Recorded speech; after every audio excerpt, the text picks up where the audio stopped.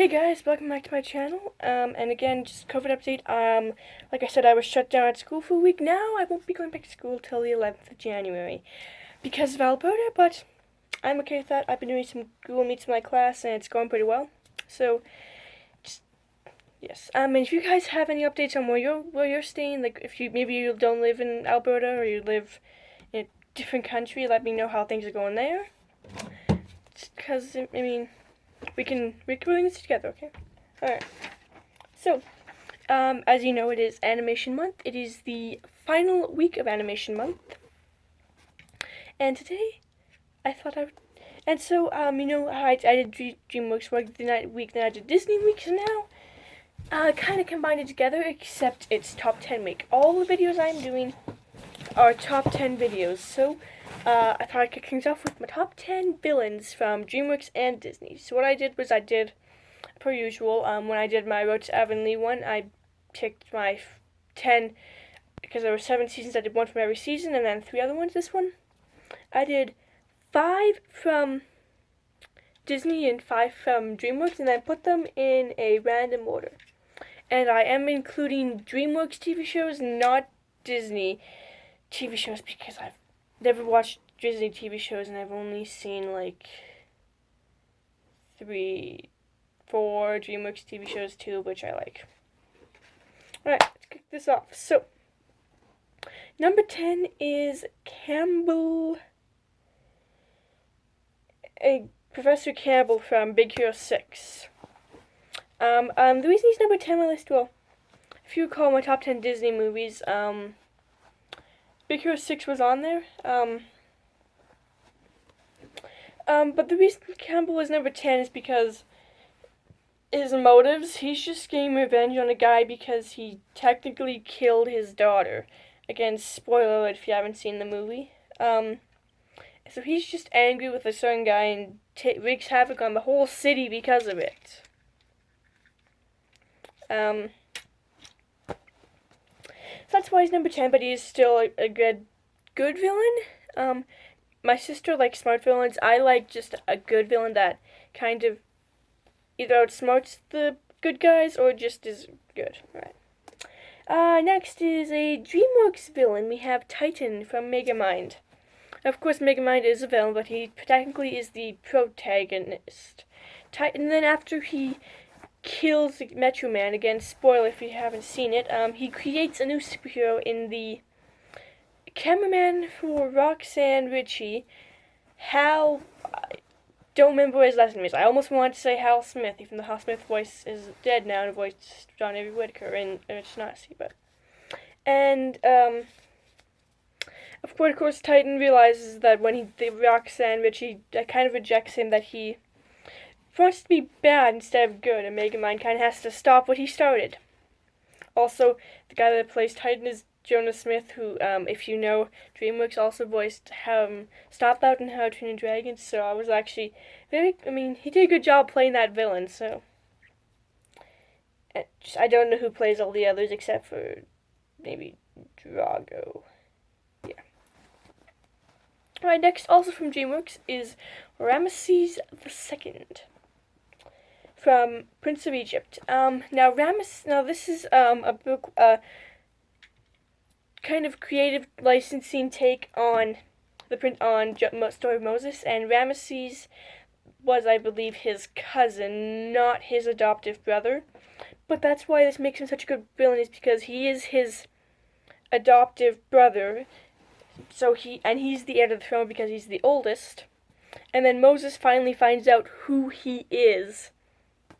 And that kind of puts conflict between them because Moses is trying to get his people free, and Ramesses doesn't want the slaves to go free because then this great kingdom that he's building is going to stop production. Because pretty much he is trying to be greater than his father, because his father, if you've seen the film Moses, then you know that Moses was continually getting Ramesses in trouble.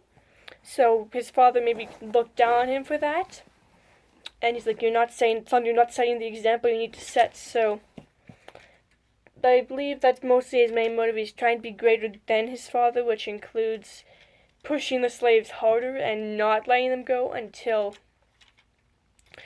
well, of course, it is his own demise that brings him down. He loses his son in the plagues, and one of the most powerful scenes is when he's pointing at his father at the wall, who's commanding the babies be thrown, and he goes like that, and he kind of points at his son, which is actually, whoo, because he has on him the blood his father shed. He has on him the blood his father had spilt, so that the Hebrews would multiply. And he dies in the, well, actually, he loses his entire army in the Dead Sea. He doesn't particularly die, but he's stranded in a rock in the middle of the sea. Alright, next up is number 6. 1, 2, 3, 4, 5, 6. Number 7. Disney, Scar from The Lion King. Now, if you've seen Watch Mojo and the Watch Mojo's videos and you watched their top 20 villains of all time, Scar was number 1. For Disney, yeah, maybe, but actually, no, not for me, for Disney. But this is Disney and Dreamworks, so he's number 7 just because I've only seen one Lion King, and it was the live-action version, which was still good.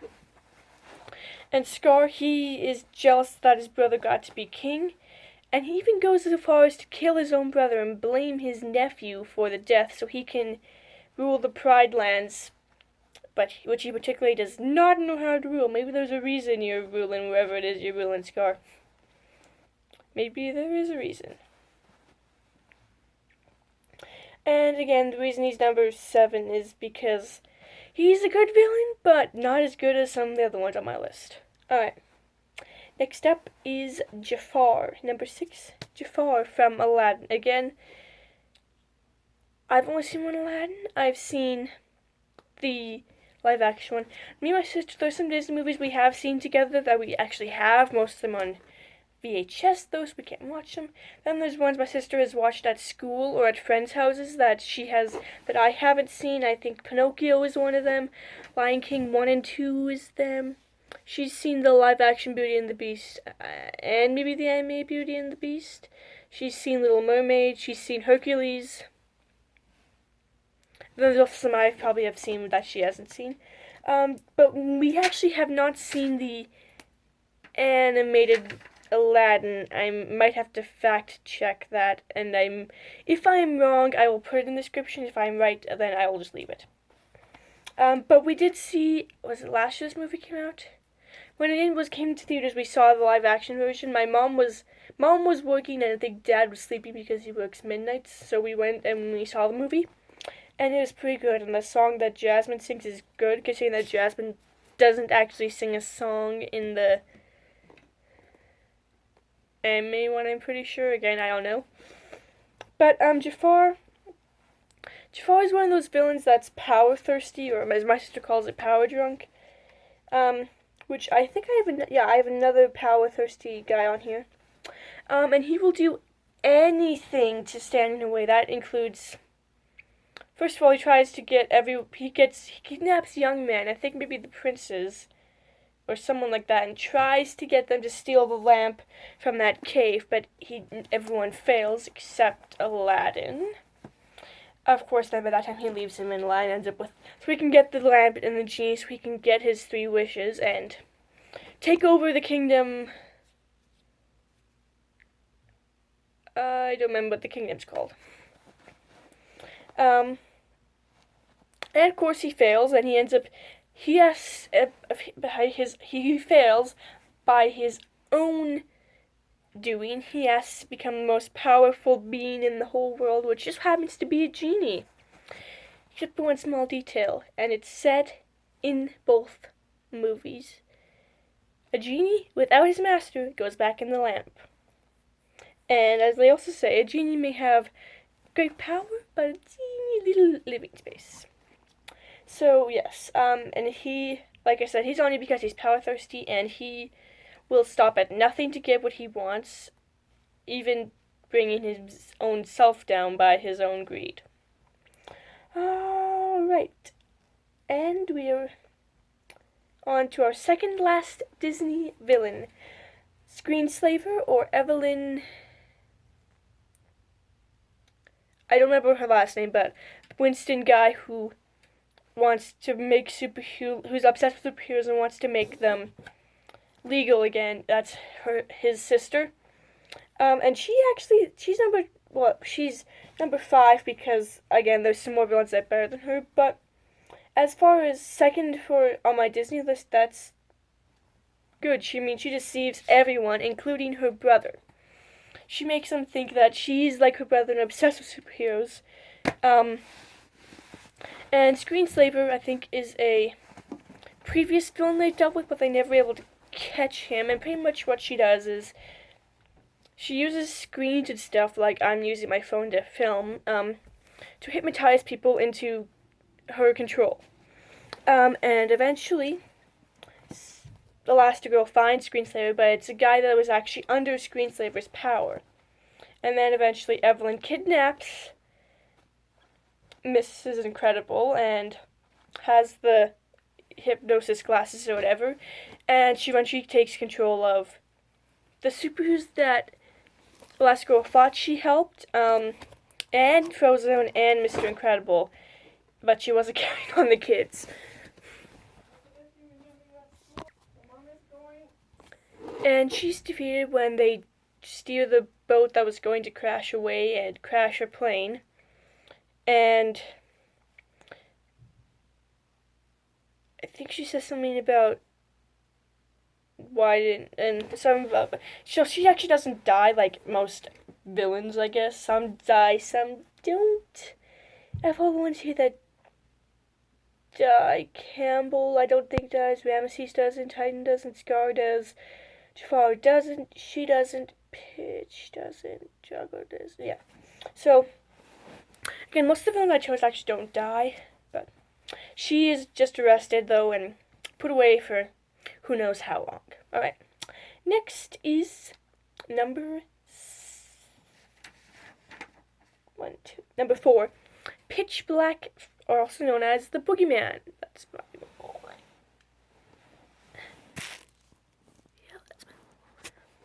from Rise of the Guardians. What is on? Whoa, what is that? That's right. Okay. There, is that it? No, that's not it. Okay, well, sorry, off topic. Pitch is the Boogeyman, and he wants to, and pretty much like how the Guardians protect the children's laughters and keep them believing. Pitch wants fear. Again, he's power thirsty. All the Guardians are believed in, and he wants to be believed in. But it's that line at the end of the movie that gets me. He asks Jamie if he still thinks there's no such thing as the Boogeyman, and Jamie says, "I believe in you, I'm just not afraid of you." And Pitch pretty much thought that he had to be believed in, but he didn't realize he was believed in. But it was fear he was after. Of course, he didn't count on his own horses and nightmares turning on him. That's also another really good scene, is when they're on the ice and then he says something about being afraid, then they're like, "Oh, I'm not afraid." They're like, "Then what are they doing here?"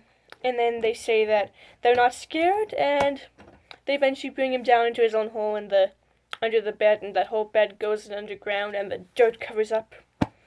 So yeah, the reason he's number 4 on my list is he didn't see what he really wanted. He wanted to be believed in, but he already was, and he just wanted fear. And he's kind of pretty much the devil. The devil is believed in, but the devil wants people to fear him. And if you remember my video I did 2 weeks ago on why Rise of the Guardians is the perfect allegory for that war between God and Satan. That's why he's on here. Okay, next. Number 3, How to Train Your Dragon. Villain, you were probably wondering when these guys were going to come up. Alright, so from How to Train Your Dragon 2, Drago Bloodfist. Played by, I don't remember his name, but he's played by the guy that plays Solomon Vandy in Blood Diamond, if you've seen Blood Diamond, with Leonardo DiCaprio. And again, Drago is kind of a mix of Jafar um, Scar and Professor Campbell. He wants revenge and is power thirsty. He pretty much, so his backstory is when he went to a chiefs meeting and told them that because all the chiefs were discussing the dragon problem, and Drago says that he knew how to deal with the dragons if they would bow to him. No one bowed to him, and he wheeled his cape around. Dragons come, burn down the place, burn every chief except Stoic. And also Drago lost his arm and his family to a dragon, and he somehow discovered the wildebeest, which, if you've seen Race to the Edge, then you know what that's about. And pretty much in the second movie, he uses the wildebeest to get control of the dragons, and he pretty much builds a dragon and human army so we can take over the world. Of course, and one of his lines gets me. He says, "No dragon can resist the Alpha's command," and he pretty much uses Hiccup's dragon to kill Hiccup. Of course, he ends up killing Stoic, so therefore he did kill all the chiefs. And of course, Hiccup somehow manages to get back control of Hiccup because, and again, if you've seen Watsu's video stuff on How to Train a Dragon, then you know that, yes, no dragon can resist the Alpha's command, but no dragon without a rider can resist the Alpha's command. If you have a dragon rider and you have that bond that Hiccup and Toothless have, then you can break it. And he is number 3, so I pretty much based these villains on either my favorite or Smart's, and pretty much my favorite and overall plan and stuff like that. So Drago's number 3 because, again, he is, I guess as Stoic says, a madman and very power thirsty, and again, does not let anyone stand in his way, even goes as far as to almost kill Eret, who he actually bought dragons from. So, yes. Alright, number 2 and number 1 in the Disney villains, Mother Gothel. My favorite villain. She has pretty much the second best villain song, and the best one is Cruella de Vil. But she has the second best villain song, and she is one of Disney's best villains. Not on the scary side, but on like the smartness side. She finds a flower that she wants so she can use to keep herself young. Of course, the king sends some soldiers out and they get the flower to heal the queen. But she wants to stay young, so she actually goes so far as to kidnap the princess. Well, first she tries to cut off her hair, but it turns brown and the power fades, but she kidnaps the king's daughter, Rapunzel, and hides her away in a tower, saying that the world is a dark and terrible place, that no one should, and you should stay away from there because people will just want to kill you and stuff. She even sings a song about it, which, again, is still a good song, but she goes so far as to deceive Rapunzel for 18 years. So Rapunzel discovers the truth. Then she goes so far as to kill Flynn Rider, even though she doesn't, and kidnap Rapunzel and take her to somewhere where no one will ever find her. Of course, her looks get in the way of her. As Flynn cuts her hair, she kind of gets angry, grabs the hair that's turning brown, and eventually falls off the tower and disappears into nothingness. And the reason she's number 2 is she was smart enough to do it and got away with it for 18 years. She led Rapunzel to believe that Rapunzel was actually her daughter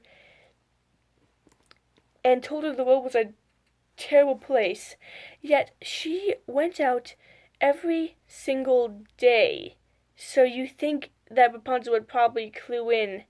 You know, she goes out there every day, but yet I'm not allowed to go out there. I'd get a little suspicious after a while. Alright, and we come to our number 1 villain, and they are also from How to Train Your Dragon, but they're not from the movies, just because the Red Death is just a dragon that just runs the nest, and I don't like Grimmel at all. is from the TV shows, and it's Viggo Grimborn.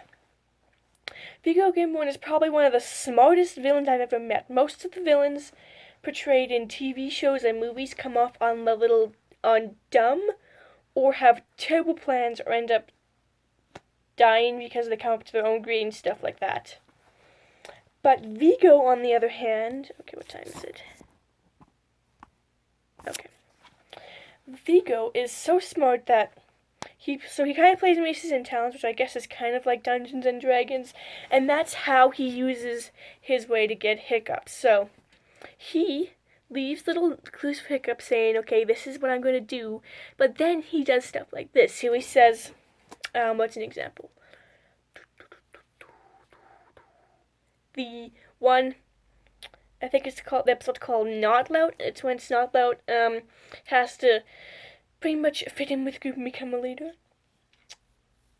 Viggo plants because Snotlout realizes that dragon roots like sun, so Viggo puts a net out so that Hiccup thinks that's where the dragon roots hid. Turns out that it's not, so Viggo pretty much plans his every move. So he's like, if Hiccup does this, I have this. But if he does that, I have this. Of course, sometimes Hiccup does outsmart them, like he was able to free the Submaripper. I don't know what else he did. But then eventually, he even goes so far as to make it look like Hiccup is going to trust him that his brother has turned on him, and then didn't really kidnap, but take Astrid hostage to get the dragon eye. And of course, Viggo, he does think some men are expendable, but turns out that Johan and Krogan think that Viggo was expendable in that episode, which is one of my favorite Race to the Edge episodes, Triple Cross, and he is put in a cavern, but is saved by a monstrous nightmare, which, as you know, Viggo uses dragons and sells them in fights for business and stuff like that, and changes his mind about dragons, and even goes so far as to help Hiccup. Now, of course, in that episode, Hiccup isn't sure if he can trust Viggo, which I would be too, because of what Viggo's done. And Viggo even goes so far as to sacrifice himself so Hiccup can get out, even though they didn't get the lenses. And he says, one of his lines he says actually gets me. He says, I would never harm such a beautiful and magnificent creature, because Viggo had a change of heart. Some of my favorite villains are the ones that have a change of heart and end up being good, kind of like Eret. Of course, he doesn't really see that until Stormfly saves his life. And that is going to be pretty much it for this video. It's actually longer than I expected. Usually my top 10 videos are about 10 minutes. So again, stay tuned for tomorrow. I will be covering the top 10 romances in Dreamworks and Disney, again, in my opinion. And be sure to give this video a like, subscribe, and comment down below on who your favorite villain is, either in Dreamworks, Disney, or overall. And it can be from, Universal or something too. It doesn't have to be from Dreamworks. And hit the notification bell, and I will see you tomorrow.